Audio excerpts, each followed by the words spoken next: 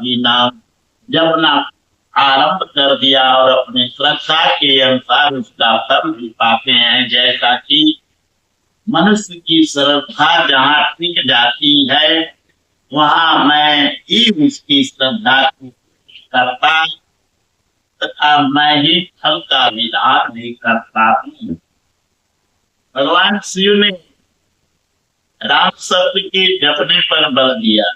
रमनते योगिनो जिसमें स राम, राय और माँ के बीच में कबीरा ढाल पाए। रा और माँ इन दो अक्षरों के अंतराल में कबीर अपने मन को रोकने में सक्षम हो गए।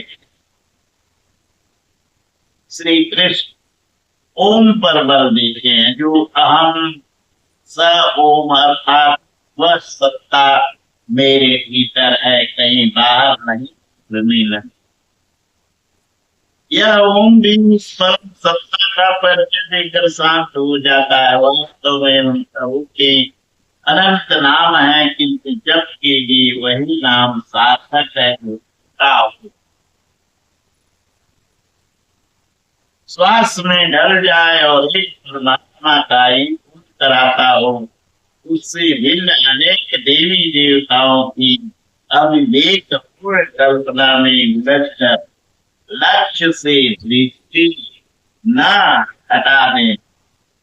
पूज्य महाराज जी कहा करते थे कि मेरा रूप देखे और श्रद्धानुसार कोई भी तो 2.5 अक्षर का नाम ओम राम शिव में से कोई एक ले ले, उसका चिंतन करें और उसके अर्थ स्वरूप इष्ट के स्वरूप का ध्यान करें। ध्यान सदगुरु का ही किया जाता है। आप राम कृष्ण अथवा गीत राग विषय चित्तम गीत राग महात्माओं अथवा यथाभिमत ध्यानात्वा पातंजल जो एक 37 अभिमत कार्यों के अभिमत अनुकूल किसी का भी रूप पकड़े वे अनुभव में आपको मिलेंगे और आपके समकालीन किसी सदगुरु की ओर बढ़ा देंगे। जिनके मार्गदर्शन से आप धीरे धीरे प्रकृति के क्षेत्र से बाहर से जाएंगे और होते जाएंगे। और मैं भी प्रारंभ में एक देवता कृष्ण के विराट रूप की चित्त का ध्यान करता था, किंतु पूज्य महाराज के अनुभवी प्रवेश के साथ वह शांत हो गया।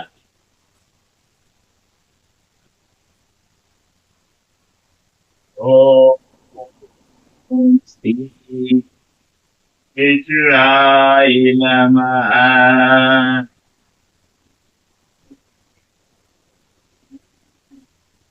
प्रारंभिक साधक नाम तो जपते हैं कि महापुरुष के स्वरूप का ध्यान करने में जगते वे अपनी अर्जित मान्यताओं का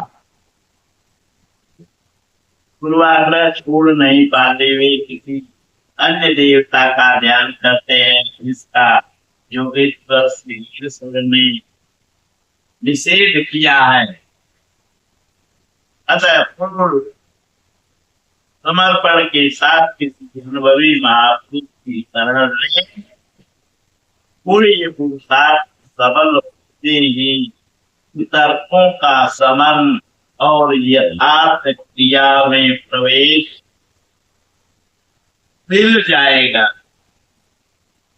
योगेश्वर श्री कृष्ण की 39 प्रकार ओम के जप और परमात्मा स्वरूप सद्गुरु स्वरूप का निरंतर स्मरण करने से मन का निरोध और विलय हो जाता है। और उसी क्षण शरीर के संबंध का त्याग हो जाता है। केवल मरने से शरीर पीछा नहीं होता। श्लोक नंबर 10 में देख अनन्यचेता सततं यो मामस्मरति नित्यशः तस्याहं सर्वपापनित्ययुक्तस्य योगिनः। मेरे अतिरिक्त और कोई चित्त में है ही नहीं, अन्य किसी का चिंतन न करता हुआ अर्थात अनन्य चित्त से स्थिर हुआ जो अनवरत मेरा स्मरण करता है, उस नित्य मुझ में युक्त जोड़ी के लिए मैं सुबह आपके होने से क्या मिलेगा। श्लोक नंबर 15 में देखें, मापैत्य पुनर्जन्म दुःखालयमशाश्वतम् नायनवन्ति महात्मानः संसिद्धिं परमां गताः। मुझे प्राप्त सर्वे दुखों के स्थान स्वरूप क्षण भस्म पुनर्जन्म को प्राप्त नहीं होते, बल्कि परम सिद्धि को प्राप्त होते हैं।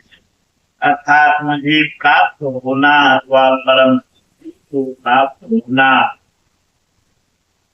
एक ही बात है। केवल भगवान ही ऐसे हैं जिन्हें पाकर पुरुष का पुनर्जन्म नहीं होता। फिर पुनर्जन्म की सीमा कहाँ तक है।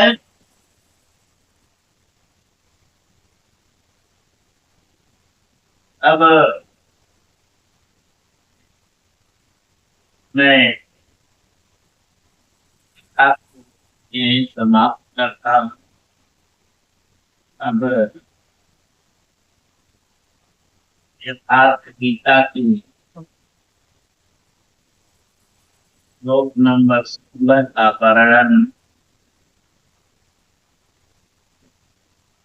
अगले श्लोक में, मतलब अगली बार कहूंगा। तब तक लीजिए आपको हमारे आएंगे का और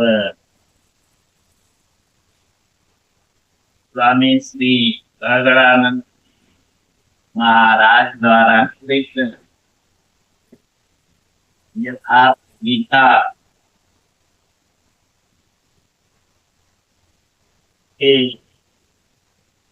श्लोकों का अक्षर अध्ययन करते रहें। ऐसा करने से आपको परम सुख की समृद्धि होगी और आपका जीवन सफल होगा। तो